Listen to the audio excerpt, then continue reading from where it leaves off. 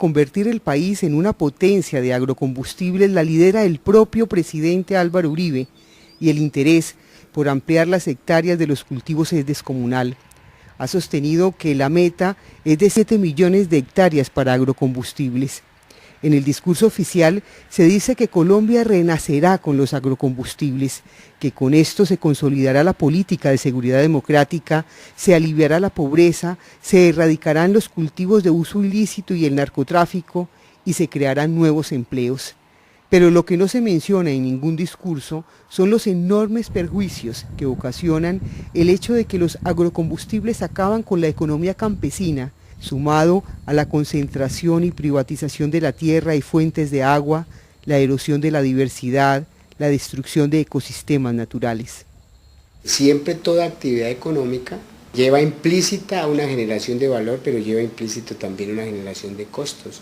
Y estos costos son ambientales y son costos sociales. Y cuando hablamos de costos sociales, pues son costos que los pagamos todos en general, como el costo de contaminación del agua, el costo del uso del agua y los conflictos que generan con otros usos, el costo de la contaminación atmosférica que lo paga parte de la sociedad, sobre todo los que viven, sobre todo los de la zona urbana y rural que viven cerca de los cultivos de caña que son quemados, los costos de los agroquímicos que usa la caña de azúcar, los costos en términos de impacto sobre el suelo y sobre el agua de ese uso de agroquímicos, etcétera, ¿no?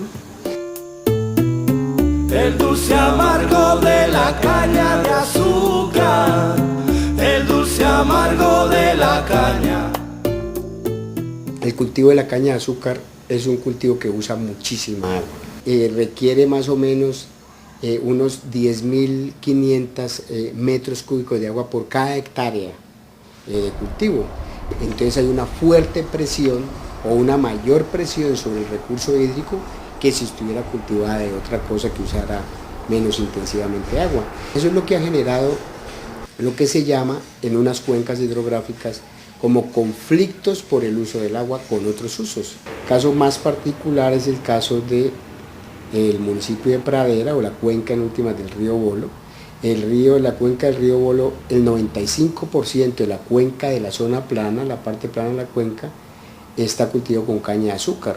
Quiere decir que usan agua por montones. El mayor caudal del agua del río Bolo es captado no por los de Pradera, sino básicamente por los cañeros, ¿no? Y para nada se menciona el uso de la caña, ¿no?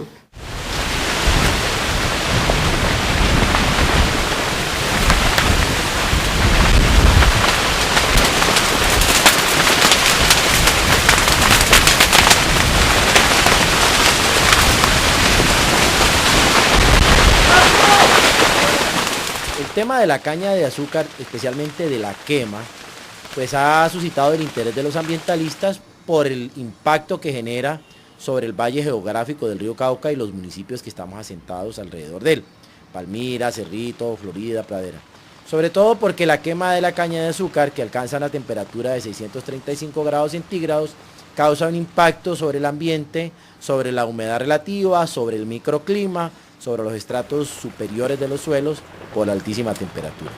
Además, no sabemos cuáles son los impactos de ese glifosato que se aplica para el madurante sometido pues a un proceso de temperatura. Los corteros tienen una vida laboral muy corta. De hecho, entrar en esas condiciones hace que sus articulaciones estén fregando.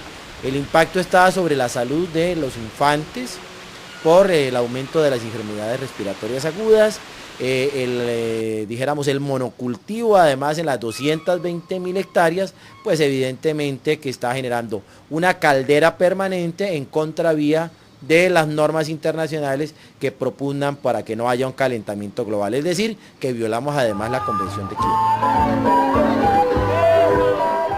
Algunos días después de iniciada la huelga, 30.000 indígenas emprendieron una marcha rechazando el TLC, las reformas constitucionales que vulneran la soberanía del territorio, pidiendo negociación política del conflicto armado con presencia de los sectores populares y la construcción de una agenda de los pueblos que surja de compartir y sentir el dolor de otros pueblos y procesos. Y dicen a toda voz, todos somos corteros, todos somos indígenas. Hoy el movimiento indígena del Cauca le dice al país que el ejercicio de la liberación de la madre tierra no es solamente una responsabilidad de los pueblos indígenas, sino que también es una responsabilidad de todos los sectores sociales de Colombia. Porque el territorio no lo han monopolizado solamente de la caña, pero aún más, no solamente para generar el dulce, sino que hoy es para sacar biodiesel, etanol, para que otros alimenten sus vehículos, sus tecnologías, pero para que el pueblo de nosotros se muera de hambre. Vemos la identidad en la lucha porque nosotros estamos rechazando los acuerdos, los tratados de libre comercio para que avancen solo el desarrollo de las multinacionales. Y los corteros están viviendo las consecuencias ya de una multinacional.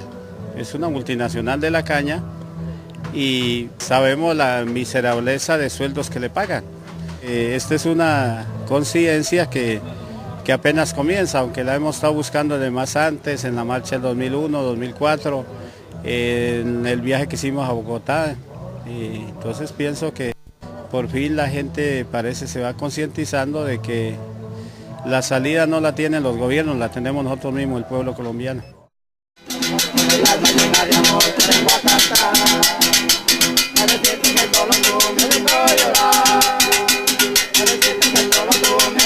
Llorar.